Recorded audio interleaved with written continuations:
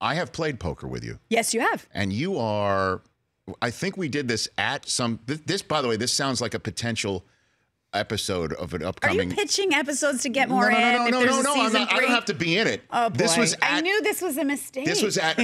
Honestly, I knew this was a mistake. You've created a monster.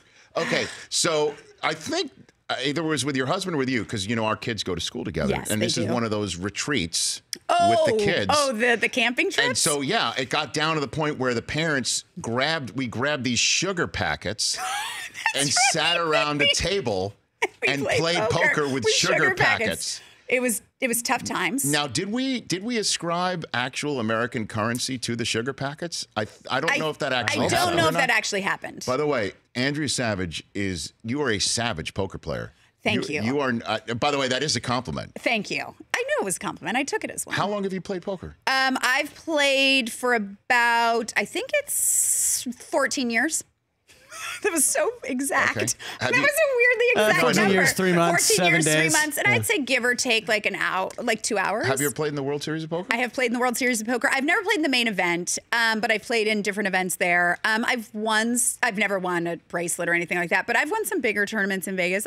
My game has not gone well the past 2.5 years because I've been under a rock, so I play very little. And now when I play, I'm like, ugh, I'm terrible. But I can hold my own.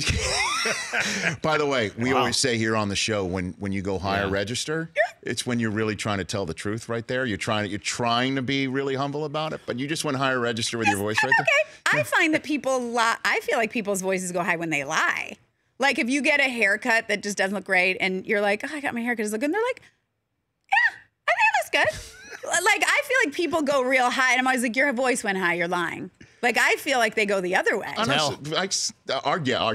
tell here is when we're like, no, I think it's good. But see how your voice... Yeah, you go high register. You go higher register. That's a tell for lying. I think the Chiefs might win this weekend. So when are you going to play in the World Series of Poker? Like the main event? The main event, get out there. You know what's weird? I think the main event, again, I was about to swear, is a little bit... It's too many people. It's like playing the lottery. I'd rather play a smaller tournament where people are a little bit more focused, like 1,500 people versus 8,000 people. You get 2 bad beats, you're done. Like, and it's $10,000. So you think you're dead money walking in there? Is that what you're saying? Dead money woman walking in there? Come on now. I don't know. I feel like luck. I feel like until it gets deeper in. I feel like luck starts to be more of it versus skill. And I think poker, people are like, oh, it's gambling.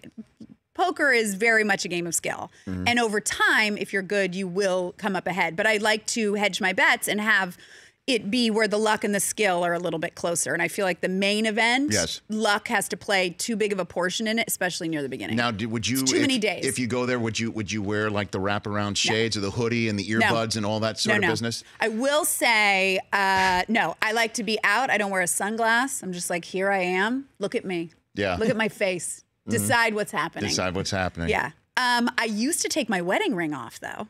Okay, now. Yeah, when I would play poker. My husband knew, too. Why is that? Because it's all men, and I found that they would play differently with you, and I could figure out how they were playing against me if they didn't think if they were like, oh, I don't know, I don't want to knock her out. I don't want to keep her around the table. So you can kind of use that to your advantage a little bit. You think that guys playing poker with you, Andrea Savage, if they think they've got a shot at the title, they're not going to be as aggressive playing poker? In the earlier rounds. The earlier rounds. It's about to say, there's a huge pot in the earlier rounds where everyone's just kind of chatting and that kind of stuff.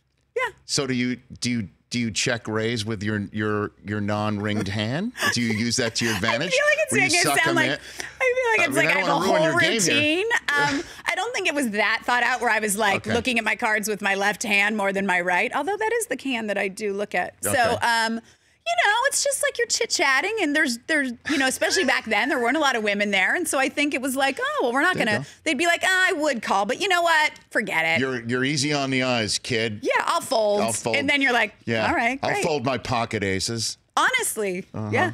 The Rich Eisen Show, weekdays at noon Eastern on Audience.